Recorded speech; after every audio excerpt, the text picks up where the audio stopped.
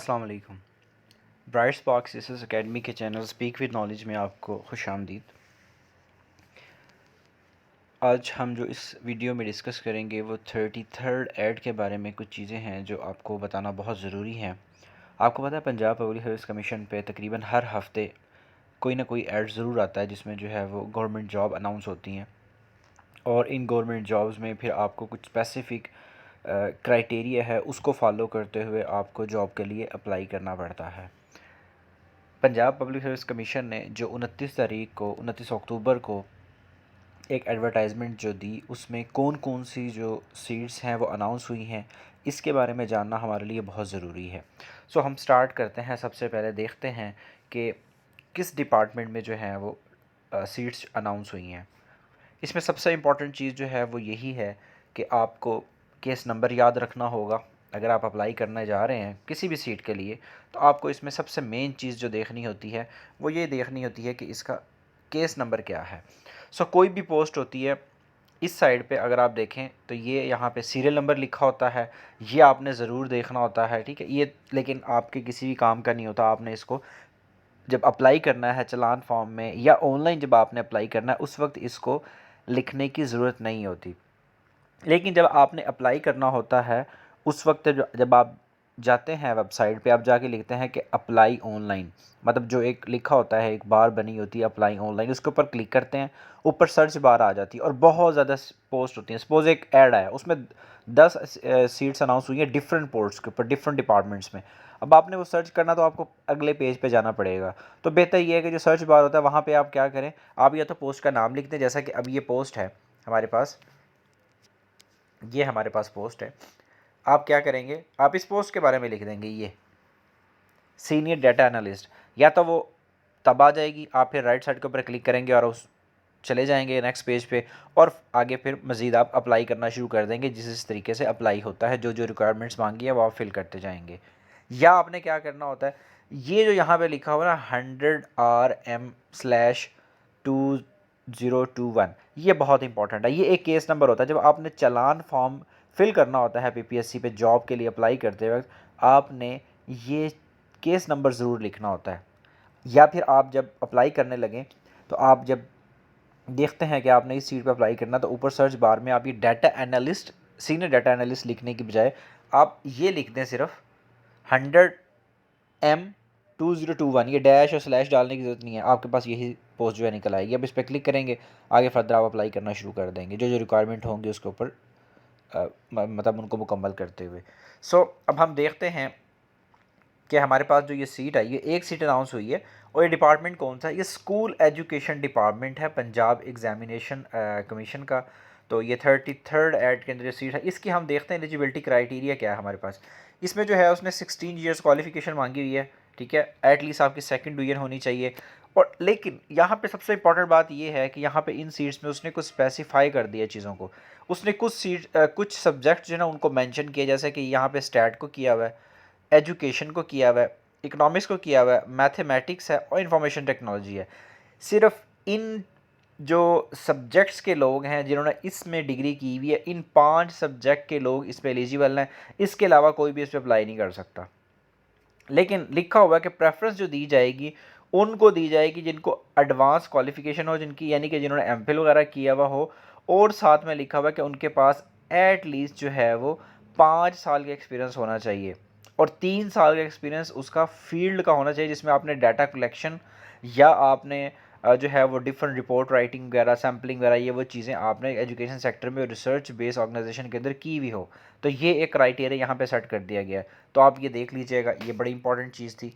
इसके अलावा यहाँ पे एज बताई गई है, आपकी जो एज है वो मैक्सिमम कितनी हो सकती है, वो 50 तक हो सकती है, ठीक है। और फीमेल के लिए 53 है। तो उस बेस पे आपने अप्लाई करना है। इसका पेपर क्या होगा, इसमें 80% सब्जेक्ट आएगा और 20% जनरल नॉलेज होगा।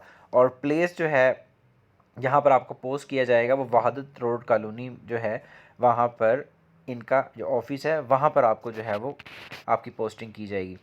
और ये 18 स्केल है, 18 स्केल के ऊपर अच्छी खासी सैलरी होती है।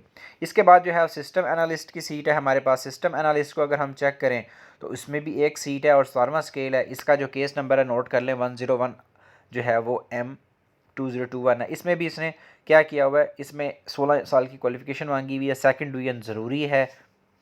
कंप्यूटर साइंसेज यानी कि आईटी वाले जो लोग हैं वो सिर्फ इस पे अप्लाई कर सकते हैं। इसमें जो प्रेफरेंस जो दी जाएगी, ठीक है ना, वो एक्सपीरियंस बंदे को दी जाएगी जिसने जो है डेवलपिंग, ठीक है, मैनेजिंग और मेंटेनिंग कंप्यूटर सॉफ्टवेयर के अंदर जो है काम किया हुआ होगा।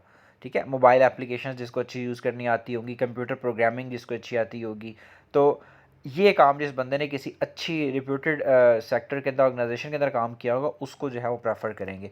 इसमें अगर एज एलिजिबिलिटी क्राइटेरिया देखें तो यहाँ पे 40 है।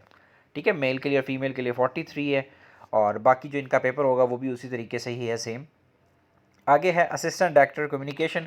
ये मास कम्युनिकेशन फील्ड की सीट है, ठीक है, जिन्होंने मास कम्युनिकेशन किया होगा और साथ में जो है वो पब्लिक रिलेशंस के अंदर डिग्री की होगी, आईआर वगैरह पढ़ा होगा। लेकिन प्रेफरेंस जो है ऑब्वियसली उन लोगों को ही दी जाएगी जिन लोगों ने सोशल मीडिया से रिलेटेड पढ़ा हुआ हो, जिन लोगों ने मीडिया ऑर्गेनाइजेशंस में काम किया हुआ होगा और उनके पास जो है ना वैलिड एक्सपीरियंस होगा, उन लोगों को प्रेफरेंस दी जाएगी। इसमें भी एज काफ़ी ज़्यादा मांगी हुई है, और इसके अलावा जो है वो जो सब्जेक्ट की जो इसके अंदर रेशो है वो 30% जो है वो दोनों सब्जेक्ट में से है। इंग्लिश भी इसमें क्योंकि एलिजिबल है, इंग्लिश वाले भी, और 40% जनरल नॉलेज होगा। तो ये एक कम्बिनेशन उन्होंने बनाया हुआ है इसका। इसके बाद जो है इंटरनल ऑडिटर की सीट है, ठीक है। उसके बाद इसी के ही नीचे आप देख लें कि असिस्टेंट डायरेक्टर एडमिन एचआर की सीट है, एडमिन असिस्टेंट की सीट है। तो इनमें अगर हम देखें तो ये सीटें जितनी भी हैं ये ख़ास तौर के ऊपर पर्टिकुलरली उन लोगों के लिए है जिन लोगों ने कॉमर्स, बैंकिंग वगैरह में जो है डिग्री की हुई हो। जैसे कि अब ये सीट है इंटरनल ऑडिटर की, तो ये उन लोगों के लिए जिन्होंने फाइनेंस में डिग्री की है, फाइनेंस के अंदर मैनेजमेंट जिनको आती हो, पब्लिक एडमिनिस्ट्रेशन की डिग्री जिन्होंने की हुई हो, उनके लिए है ये।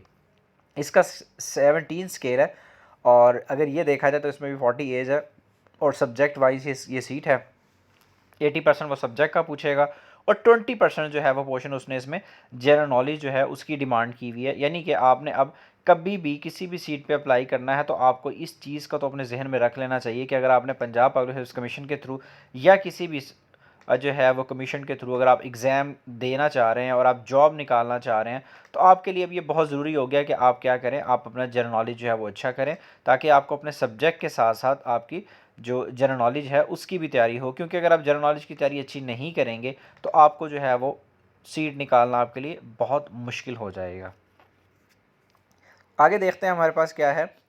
असिस्टेंट डायरेक्टर एचआर की सीट है, ए की सीट है। वही मैंने बताया कि ये जिन्होंने एमबीए किया हुआ होगा या बिजनेस मैनेजमेंट पढ़ी हुई होगी, लेकिन एचआर, ठीक है, ह्यूमन रिसोर्स मैनेजमेंट या इकोनॉमिक्स वाले होंगे वो एलिजिबल हैं। लेकिन प्रेफरेंस जो दी जाएगी वो मोस्टली उन्हीं लोगों को दी जाएगी जिन लोगों ने कोई काम किया हुआ होगा अपनी फील्ड में।